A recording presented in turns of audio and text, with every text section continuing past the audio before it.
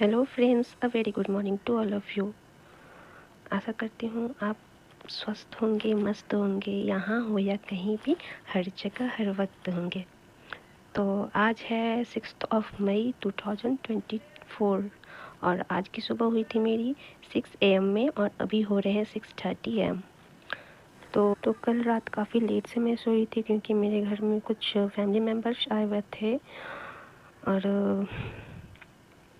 क्या ही बताऊँ कल क्या हुआ। मीन्स उनकी एक बेटी है जिनकी अभी उतनी एज भी नहीं हुई और उन्हें शादी करनी है। हम गांव एरियाज़ में अभी भी ये सब होते हैं कि लड़कियों को ज़्यादा पढ़ने नहीं दिया जाता, सिर्फ इसलिए क्योंकि वो फिर उनके लिए अच्छा लड़का ढूंढना पड़ेगा, ज़्यादा पढ़ा लिखा।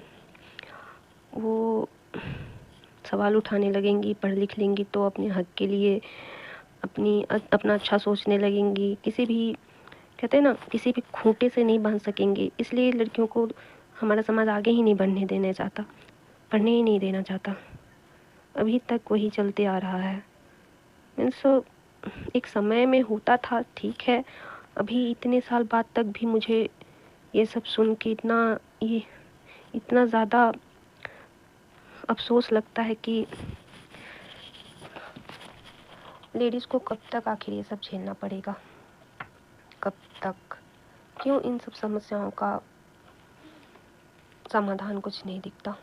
सरकार तो अभी इतना बेनिफिट दे रही है लड़की को, उनके शिक्षा के स्तर को सुधारने के लिए, उन्हें एक मजबूत स्थिति प्रदान करने के लिए, लेकिन फिर भी उनके पेरेंट्स अभी तक वही सोचते हैं, हम गरीब हैं, हमारे पास पैसे नहीं हैं, ज़्यादा पढ़ लेगी तो सवाल करेगी, किसी भी लड़के से शादी करने से मना करेगी, उससे अच्छा ढूंढना पड़ेगा। और दहेज ने तो हमारी देश की रीढ़ को ही तोड़ के रखा है। दहेज की वजह से हमारी इंडियाज़ में, खास करके इंडिया में, हमारी बेटियों की स्थिति और बिगड़ती ही जा रही है। और जब तक ये डाउरी हमारे समाज से ख़त्म नहीं हो जाता तब तक ये चलता ही रहेगा। डाउरी को सिर्फ शिक्षा ही ख़त्म कर सकता है और इसका कोई इलाज नहीं, ना कोई समाधान, कुछ भी नहीं। शिक्षा ही एक ऐसा शक्तिशाली हथियार है जिससे हम दुनिया बदल सकते हैं। शिक्षा हमें अंधेरे से प्रकाश की ओर ले जाता है, क्या सही है क्या गलत है इसकी पहचान कराता है, हमारे अधिकारों से हमें मिलवाता है।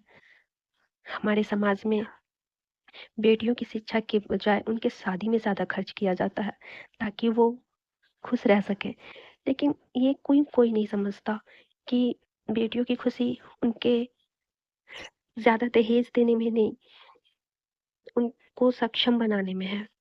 दहेज में दिया गया पैसा कभी बेटी के काम ही नहीं आता, लेकिन बेटी को अपने पैरों पे खड़े करने में किया गया खर्च उसे एक मजबूत भविष्य देता है।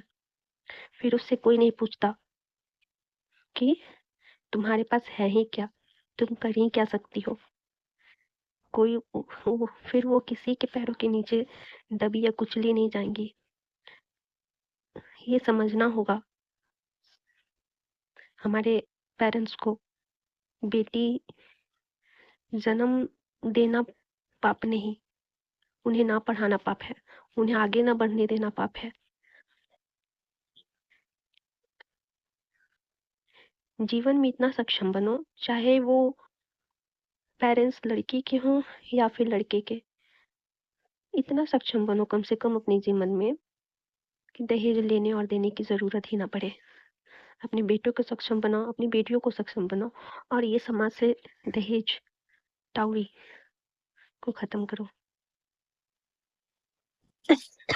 मैं कहना चाहती हूँ हमारे जितने भी मॉम एस्पिरेंट हैं, जितने भी जो मुझे सुन सकती हैं, जिन तक मेरी आवाज़ पहुँच रही हो, उनसे कि कम से कम हमें जो सहना पड़ रहा है शादी के बाद, जो पढ़ाई में दिक्कतें आ रही हैं, हमारे सपने पूरे नहीं हो पा रहे हैं क्योंकि हमारे गार्जियन ने तो कह दिया कि जाओ अपने पति के घर जो करना होगा करना।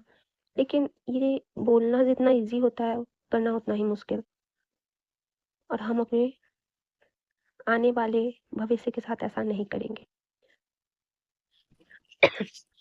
लड़कियों की स्थिति को ऊपर उठाने के लिए लड़कियों को ही सबसे पहले आगे आना होगा, चाहे वो किसी रूप में हो, या बहन के रूप में, या माँ के रूप में, या ससुराल में ही भाभी हो या ननद हो। अगर कहीं भी इस तरह की स्थिति होती है, वो अगले का सपोर्ट करे। हम साथ मिलकर ही इस चीज़ों को डील कर सकते हैं, नहीं तो कभी ये ख़त्म नहीं होने वाला, कभी नहीं। समय गुजरता जाएगा, पीढ़ी दर पीढ़ी आती जाएंगी और सबको यही सब झेलना होगा। क्यों, अगर बेटी हम जन्म दे सकते हैं तो उसकी समस्याओं को क्यों नहीं हल कर सकते? क्यों ऐसे होता है? काफ़ी इमोशनल टॉपिक था, तो प्लीज़ सपोर्ट द वुमेन, जो भी हो मेरी आवाज़ सुन रहे हों। तो अभी मैं बना रही हूँ खाना, जिसमें मैं बना रही हूँ मशरूम की सब्जी। और मेरे बेटे ने कितने बार मुझे आके तंग किया, दो, कब बनेगी कब बनेगी कब बनेगी। बच्चों का ना, जो उन्हें पसंद होता है वो कभी कितना ही तीखा रह ले, उन्हें खाना ही है। और जो ना पसंद हो, तीखा है, तीखा बना दी हो, तीखा है, तीखा बना दी हो, ये सब चलते रहता है इसका। गोलगप्पा बोलो, मशरूम की सब्जी, पनीर की सब्जी, जो इसके पसंद है वो खाता है, और जो नहीं पसंद है वो कितना भी कर लो, कोई उसका उपाय नहीं। तो सब्जी हो चुकी, रोटी हो चुकी, और अभी मैं अपनी जा रही हूँ स्टडी के लिए। और थोड़ी देर स्टडी करने के बाद फिर खा के और सोया जाएगा। और क्या कर सकते हैं, टाइम भी हो चुका है, सुबह स्कूल इसको भेजने के लिए जल्दी सोना, और 5 बजे के करीब उठना होता है। सोते सोते मीन्स 6 घंटे का टाइमर लगा के सोती हूँ। 6 घंटे में जितना बस हो पाया। कभी कभी टाइम से नींद आ जाती है, कभी नहीं भी आती है, तो कभी 5 घंटे भी हो जाते हैं। 6 घंटा से मैक्सिमम नहीं ही सोती हूँ, उससे ज़्यादा नहीं सोती। उठ जाती हूँ, चाहे पढ़ाई हो या ना हो, लेकिन मैं धीरे धीरे अपनी नींद को कम करने का आदत डाल रही हूँ। फिर उसके हिसाब से समय मैनेज करके और अपनी स्टडी भी उसी हिसाब से ढाल लूँगी। तो देखते हैं कितना समय लगता है। मेरे बिहार नोट्स के भी सारे टॉपिक्स क्लियर हो चुके हैं, 1-2 क्लासेस और बचे हुए हैं। इसके बाद वो क्लियर करके मैं आपके लिए बिहार जीके का ट्रिक लाऊंगी, और ट्रिक से हम लोग जितने भी बचे खुचे होंगे, और बिहार जीके के जितने भी टॉपिक्स के मैंने नोट्स बनाए हैं वो भी मैं वीडियो के थ्रू आपके साथ शेयर करूँगी, ताकि मेरा भी और आपका भी दोनों का फ़ायदा हो सके। मेरा रिवीजन हो जाएगा और आपको नॉलेज हो जाएगा। Bye, good night.